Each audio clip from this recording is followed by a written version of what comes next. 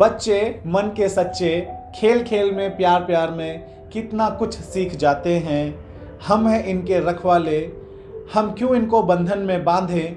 बच्चों को ही तय करने दो अपनी स्वतंत्रता और विकास के पैमाने। बच्चों को ही तय करने दो अपनी स्वतंत्रता और विकास के पैमाने। नमस्कार दोस्तों, मैं संदीप कुमार शर्मा स्वागत करता हूं आप सभी का एक बार फिर अतुलनीय हिंदी चैनल में। दोस्तों, हमारे बच्चे बड़े ही सजीले हैं, बड़े ही चंचल हैं। कई बार गुस्सा आता है तो कई बार प्यार भी। हम बच्चों की इच्छा, उनकी उत्कंठा, आशा, अभिलाषा को क्यों अपनी इच्छाओं के अनुसार मोड़ने का कार्य करते हैं। हमें विशेष रूप से समझना चाहिए कि बच्चे वह सब कर लेना चाहते हैं जो उनके मन में है, जो वो देखते हैं, जो वो समझते हैं, जो वो महसूस करते हैं। तो इस विकास के स्तर को हम किस प्रकार विकसित कर सकते हैं, किस प्रकार अपने बच्चों के विकास को और अधिक प्रभावित कर सकते हैं, इसको ही ध्यान में रखते हुए मैं ये वीडियो आप लोगों के लिए लेकर के आया हूँ। यदि आप एक माता पिता हैं तो अवश्य ही आपको ये वीडियो अवश्य रूप से देखनी चाहिए।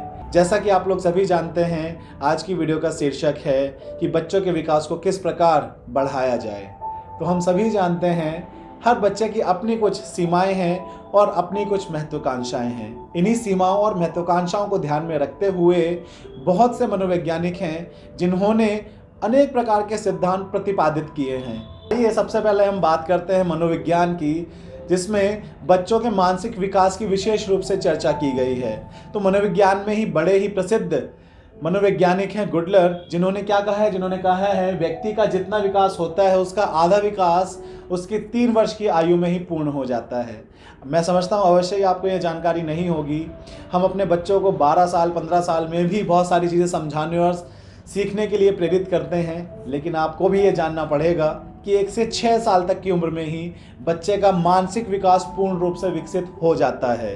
तो इस 1 से 6 साल की उम्र में हमें माता पिता के रूप में किन चीज़ों का ध्यान रखना है, आइए उसकी चर्चा करते हैं। तो सबसे पहले हमें समझना है कि कितनी अवस्थाएं हैं। तो हमारी मुख्य रूप से अवस्थाएं होती हैं 4। सबसे पहले शैशवावस्था, बाल्यावस्था, किशोरावस्था और फिर वयस्क अवस्था। तो सबसे पहली जो है शैशवावस्था, आज हम इसके बारे में बात करने वाले हैं। शैशवावस्था जो होती है वो होती है जन्म से लेकर 5 साल तक की या 6 साल तक की।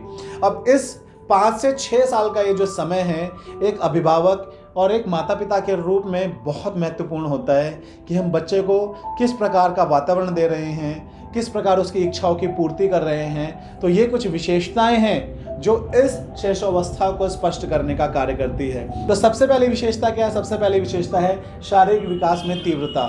हम सभी जानते हैं बच्चे जब बढ़ना शुरू करते हैं तो उसका कोई पैमाना नहीं होता, बच्चे एकदम से तीव्रता से बढ़ते ही चले जाते हैं। तो अवश्य ही हमें बच्चों को ऐसा माहौल देना चाहिए जिसमें बच्चे शारीरिक रूप से, मानसिक रूप से, भावात्मक रूप से विकसित हो पाएं और वह सारे कार्य ठीक प्रकार से कर सकें जो वह अपने अनुसार करना चाहते हैं। दूसरा है, देखिए, मानसिक विकास की चर्चा मैं पहले ही कर चुका हूँ। सीखने की प्रक्रिया में तीव्रता। हम देखते हैं कि बच्चे धीरे धीरे कई बार महसूस करते हैं, पकड़ करके, सूंघ करके, देख करके, सुन करके, और फिर वो हमसे प्रश्न करते हैं, मम्मी ये क्या है, मम्मी घोड़े के 4 पैर क्यों हैं, ये रंग कौन सा है, ऊपर क्या है, तारे क्या होते हैं, रोबोट क्या है। इस प्रकार के प्रश्न हमें देखने को मिलते हैं क्योंकि बच्चे इस अवस्था में सीख रहे होते हैं और वो हमसे बहुत से प्रश्न करते हैं। आगे यदि हम बढ़ें तो आ जाता है कल्पना में सजीवता। बच्चों की कल्पना शक्ति का विकास इसी अवस्था में होता है मुख्य रूप से, कि वह कितने ज़्यादा रचनात्मक होंगे, किस प्रकार की उनकी बुद्धि होगी, कितना वो सीख करके वस्तुओं को, या मैं कहूँ सिद्धांतों को प्रतिपादित कर सकते हैं। क्योंकि कल्पना कहीं ना कहीं लोगों की सोच को ही दर्शाने का कार्य करती है। तो हम कह सकते हैं कि यहाँ पर बच्चों की सोच का भी विकास मुख्य रूप से होता है। आगे है दूसरों पर निर्भरता। बच्चे इस अवस्था में हमारे ऊपर निर्भर रहते हैं, खाने के लिए, पीने के लिए, पहनने के लिए, सोने के लिए, जागने के लिए। तो अवश्य ही हमें इन सब चीज़ों का ध्यान रखना चाहिए कि बच्चे इन सभी छोटे छोटे कार्यों के लिए हमारे ऊपर निर्भर हैं और हमें इसमें अपनी भूमिका मुख्य रूप से निभानी है। यदि आगे बढ़ें तो आत्म प्रेम की भावना, अर्थात बच्चे जब हमारे ऊपर निर्भर होते हैं तो अवश्य ही वह यह भी देखते हैं कि हमारे माता पिता हमसे किस प्रकार जुड़े हुए हैं और हम किस प्रकार उनके अंदर एक आत्म प्रेम की भावना का विकास करें। कई बच्चे होते हैं दूसरों से कटे कटे रहते हैं, बात नहीं करते।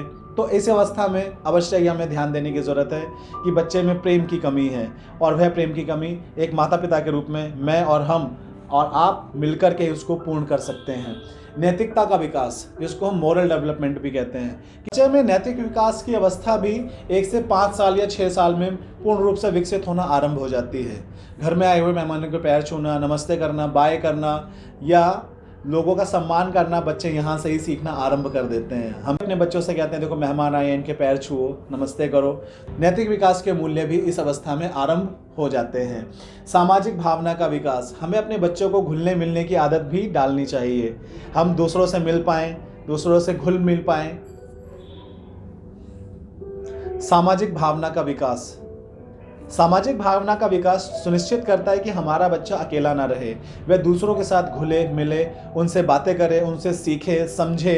इससे कहीं ना कहीं बच्चा एक अकेलेपन से दूर होता है और उसके अंदर समाजीकरण अर्थात समाज से प्राप्त होने वाले गुण विकसित हो पाते हैं। यदि हम आगे बढ़ें तो आता है जिज्ञासा का विकास। बच्चे इस अवस्था में बहुत ज़्यादा जिज्ञासु होते हैं, जानने की इच्छा उनके अंदर होती है। जब भी वह कोई नई वस्तु देखते हैं तो अवश्य उसके बारे में प्रश्न करते हैं कि ये क्या है, ये कैसे कार्य करती है, ये कौन सा रंग है, ये कैसे चलता है। तो ये बच्चों के अंदर जिज्ञासा को भी दर्शाने का कार्य करता है। शैशवावस्था जो है दर्शाने के लिए ये कुछ विशेषताएं हैं जिसके माध्यम से हम पता लगा सकते हैं कि शैशवावस्था में बच्चों के किस किस प्रकार के व्यवहार होते हैं, किस प्रकार की उनकी रुचियां हैं जिनका हमें विशेष रूप से ध्यान रखना है। अब आइए आगे बढ़ते हैं कि इनके विकास को किस प्रकार हम सुनिश्चित करें, इनके विकास को हम किस प्रकार और अधिक स्तरता तक ले जा सकते हैं। तो सबसे पहले यदि हम देखें सुरक्षित व शांत वातावरण, हमारे घर का एक वातावरण बहुत ही सुरक्षित और शांत होना चाहिए। जब बच्चे विकसित हो रहे होते हैं तो वो बहुत सारी चीज़ें देखते हैं, सुनते हैं, समझते हैं, छूते हैं। तो ये सारी ही चीज़ें कहीं ना कहीं घर के अंदर ही हो रही हैं। तो अवश्य ही हमें घर को बड़ा ही शालीन रखना है, शांत रखना है। बच्चों को डांटना डपटना नहीं है और उनके विकास को होने देना है। बच्चे कई बार चीज़ें तोड़ देते हैं। अब चीज़ों को तोड़ना हमेशा शैतान बच्चे नहीं करते हैं, कंस्ट्रक्टिव भी होते हैं बहुत से बच्चे, और ऐसे बच्चे आगे जा कर के आर्किटेक्चर बनते हैं, है ना। तो मुख्य रूप से हमें बच्चों की सोच को, उनकी कल्पना को रोकना नहीं है, टोकना नहीं है। दूसरा बिंदु है डांटना व पीटना। मुख्य रूप से मैं इसकी बात कर ही चुका हूँ कि हम बच्चों की छोटी छोटी जो उनकी सोच है उसको हमें डांटना, रोकना, पीटना या डपटना नहीं है। बच्चे कई बार जोड़ करके सीखते हैं तो कई बार तोड़ करके भी सीखते हैं, ये हमें भी समझना होगा। हम बहुत ज़्यादा बड़े हो चुके हैं और कई बार अपने व्यवहार में इतनी कठोरता ले आते हैं कि बच्चा कोई चीज़ तोड़ देता है तो हम उसको झट से डांट देते हैं, लेकिन हो सकता है बच्चा उसमें भी कुछ आनंद ले रहा हो। तो हमें समझने की आवश्यकता है कि बच्चा यदि कुछ तोड़ रहा है तो उस तोड़ने में भी शायद वो कुछ सीखने की अनुभूति उसके अंदर आ रही है। अनेक प्रकार के प्रश्नों का समाधान, बच्चे बहुत प्रश्न करते हैं, ये क्या है, ये कैसे है, ये क्यों ऐसा है। तो हमें धैर्यता के साथ इन प्रश्नों का समाधान करना है, बड़े संयम के साथ इन प्रश्नों के उत्तर देने हैं। यदि बच्चों को सही उत्तर मिलेंगे तो अवश्य ही वो हमसे अगली बार भी प्रश्न पूछने वाले हैं। यदि आप पहली बार में ही डांट दोगे, मम्मी ये ट्रैक्टर ऐसा क्यों है, ये ऐसा ही होता है, इसको ऐसा ही रहने दो, यदि हम ऐसा उत्तर देते हैं तो बच्चा सहम जाता है और फिर वो आपसे दोबारा प्रश्न नहीं पूछने वाला है।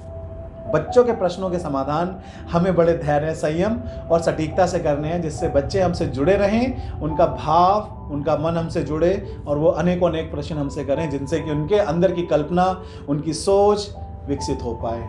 आगे है आत्मनिर्भरता के आधार पर स्वयं कार्य करने दें। हमें बच्चों को आत्मनिर्भर बनने देना है, सेल्फ रिलायंस। ऐसा हमेशा नहीं है कि हम बच्चों को सहायता दें। अब बच्चा जो कार्य कर रहा है उसको करने की स्वतंत्रता दी जानी चाहिए और यही माध्यम है कि वह उस कार्य को स्वयं करे, स्वयं सीखे। और इसके लिए हमें बच्चों को प्रोत्साहित करना चाहिए, तुम कर सकते हो, करो बेटा। कैसे करेंगे? हम उनसे खुद पूछें इसको किस प्रकार करना है, मुझे भी सिखाओ। तो ये जो आत्मनिर्भरता बच्चों की होती है कहीं ना कहीं उनके अंदर प्रोत्साहन को विकसित करती है और वे ये सोचते हैं कि हाँ मैं ये कार्य कर सकता हूँ। दूसरे बच्चों के साथ मिलना जुलना, बच्चे जब दूसरे बच्चों से मिलते हैं तो बहुत सी चीज़ उनसे सीखते हैं। कई बार वह चीज़ें उनके विकास को और अधिक प्रभावित करने का कार्य करती हैं। बच्चे आपस में बात करते हैं, भाषा का विकास है। बच्चे एक दूसरे को सिखाते हैं, मानसिक विकास है। एक दूसरे को छूते हैं, ये भी एक प्रकार का विकास होता है। जब हम छूते हैं, कई बार गर्म है, कई बार ठंडा है, कई बार तीखा है, तो ये चीज़ भी कहीं ना कहीं दर्शाती है कि बच्चे दूसरों से मिलते हैं तो अवश्य ही बहुत सारी चीज़ें उनसे सीख लेते हैं। कार्यों के माध्यम से भावना व्यक्त करना, बच्चे जब कोई कार्य करते हैं तो अवश्य हमें एक फीडबैक उनसे लेना चाहिए, प्रतिक्रिया लेनी चाहिए। बेटा ये काम करके आपको कैसा लगा? तो बच्चा दो ही चीज़ कहेगा, या तो सही लगा या बुरा लगा। तो अवश्य हमें वो भावना उनसे लेनी है। जैसे बच्चा साइकिल चलाता है, कैसा लगा साइकिल चला के? बड़ा अच्छा लगा मम्मी, आज बड़ा अच्छा लग रहा है साइकिल चला के। ठीक इसी प्रकार से जब खिलौने से खेल रहा है बच्चा, पढ़ रहा है, तो हमें इस प्रकार पर हम देख सकते हैं कि बच्चे को किस कार्य में रुचि है, और उस रुचि के आधार पर हम उसको विकसित कर सकते हैं कि बच्चे की रुचि क्या है। कुछ बच्चों की रुचि खेलने में होती है, और हम खेलने को छोड़ करके उसको पढ़ाई में झोंक देते हैं। तो एक माता पिता के रूप में हमें यह भी ध्यान रखना चाहिए कि बच्चे की रुचि क्या है। बहुत से बच्चे बहुत अच्छी ड्राइंग बनाते हैं, डांस करते हैं, पेरेंट कहते हैं ड्राइंग और डांस में कैरियर नहीं है, छोड़ो इसको, पढ़ाई करो। अरे यार समझो, आप भी, हमें भी समझने की ज़रूरत है कि हम बच्चे की रुचि को समझें और उसके आधार पर उनके मानसिक विकास को और अधिक स्थिरता और अधिक उच्चता प्रदान की जाए। खेल के माध्यम से शिक्षा, हम कई बार क्या है, हमेशा पुस्तक लेके बैठ जाते हैं, बुक लेके बैठ जाते हैं, चलो पढ़ो, इनको लिख करके दिखाओ। कुछ ऐसे भी हम खेल विकसित करें जिसके माध्यम से बच्चा पढ़ सके, जिसके माध्यम से बच्चे का मानसिक विकास हो सके। इसके ऊपर भी मैं कुछ वीडियोस बनाऊंगा आगे, खेल खेल में शिक्षा, अवश्य ही आपको ये पसंद आएंगी। आगे यदि हम बढ़ें तो ज्ञानेंद्रियों का उचित प्रयोग करना। हमारी जो ज्ञानेंद्रियां होती हैं वो होती हैं बोलना, देखना, सुनना, सूंघना, समझना, छूना। तो ये सभी जो ज्ञानेंद्रियां हैं, इनका भी विकास हमें बच्चों का पूर्ण रूप से करना चाहिए। अब ये विकास कैसे है, हम बच्चों को अलग अलग कार्य करने के लिए दें, है ना। कुछ ऑडियो सुनाएं और उनसे बोलें कि इसको रिपीट करो, या कुछ देख करके पढ़ने के लिए दें, छूने के लिए दें कि ये ठंडा है या गर्म है, पत्तियां कैसी हैं, सॉफ्ट हैं या खुरदुरी हैं, मिट्टी कैसी है। तो ये जो छोटे छोटे कार्य हैं, इनसे बच्चा बहुत सारी चीज़ें सीख जाता है। शायद हम और आप समझते हैं कि पुस्तकों में ही सारा ज्ञान छिपा हुआ है, जबकि ऐसा नहीं है। हमारे चारों तरफ ये जितना वातावरण है, ये कहीं ना कहीं ज्ञान का ही भंडार है। इसी ज्ञान के आधार पर हमें अपने बच्चों का विकास करना है। कोशिश करिए कि हम अपने बच्चों का 1 से 6 साल तक उसी प्रकार से पालन पोषण कर पाएँ जिस प्रकार हम एक छोटे पौधे का पालन पोषण करते हैं। जब उसको खाद की ज़रूरत होती है तो हम उसको खाद देते हैं, पानी की ज़रूरत होती है तो पानी देते हैं।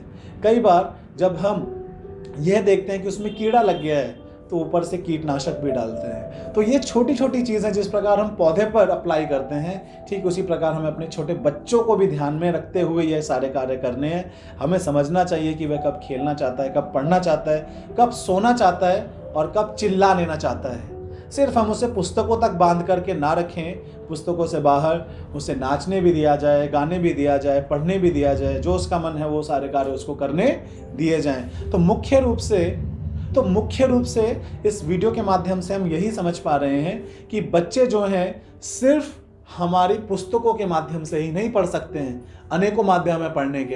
अब ठीक इसी प्रकार हमारा जो केंद्र बिंदु है वो क्या है, अब विकास के लिए, कि बच्चों का पूर्ण रूप से विकास हो सके, वो क्या है, संतुलित भोजन। कि हम बच्चों को बड़ा ही संतुलित भोजन दें। उनके भोजन में हम दूध, ड्राई फ्रूट्स, फल, ऐसी वस्तुएं दें जिससे बच्चे का सिर्फ मानसिक विकास ही नहीं, शारीरिक विकास भी क्या हो सके, विकसित हो सके। क्योंकि स्वस्थ शरीर में ही एक स्वस्थ मस्तिष्क का विकास होता है।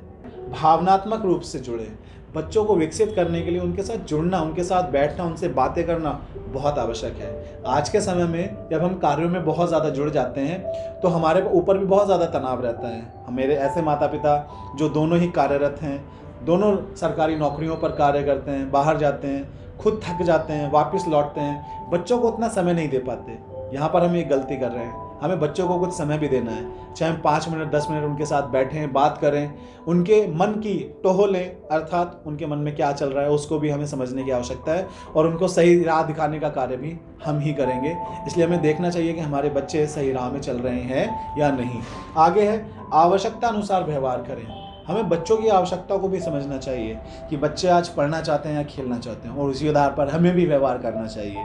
कई बार बच्चे का खेलने का मन है लेकिन हम कठोरता से कहते हैं चलो किताब लो और बैठो, तो ये शायद मुझे लगता है कि सही नहीं है। हम बच्चों के व्यवहार को भी समझें कि बच्चा किस स्थिति में है और वह क्या करना चाहता है। यदि उसके अनुरूप हम व्यवहार करेंगे तो अवश्य ही बच्चे का विकास कभी भी रुकने वाला नहीं है। आगे बढ़ते हैं, वो है खेल खेल में सीखना। इसके बारे में मैं चर्चा कर ही चुका हूँ। बच्चों को हम खेल खेल में सिखाएं, हमेशा पुस्तक लेकर के ना बैठें, हमेशा उनको डांटे ना, डपटे ना। तो ये सारी चीज़ें हैं जो एक माता पिता के रूप में हमें ध्यान रखनी है। बच्चा देखिए हमारा बड़ा ही कोमल है, और उसी कोमलता के साथ हमें भी उनके साथ व्यवहार करना है, और अपने इन कंधों का, जो हमारे देश के अग्रिम कंधे हैं, इनका हमें विकास करना है। ऐसा ना हो कि एक कुछ कंधे बड़े ही ऊंचे हो जाएं और कुछ कंधे नीचे बैठ जाएं। नीचे बैठने का तात्पर्य यही है कि हम अपने व्यवहार से उन्हें कमज़ोर ना बनाएं। आशा है कि आप एक अच्छे माता पिता बनकर के दिखाएंगे और अपने बच्चों को डांटने डपटने से अलग प्रेम भाव से, स्नेह भाव से, भाईचारे से चीज़ें करना और करना सिखाना भी सिखाएंगे।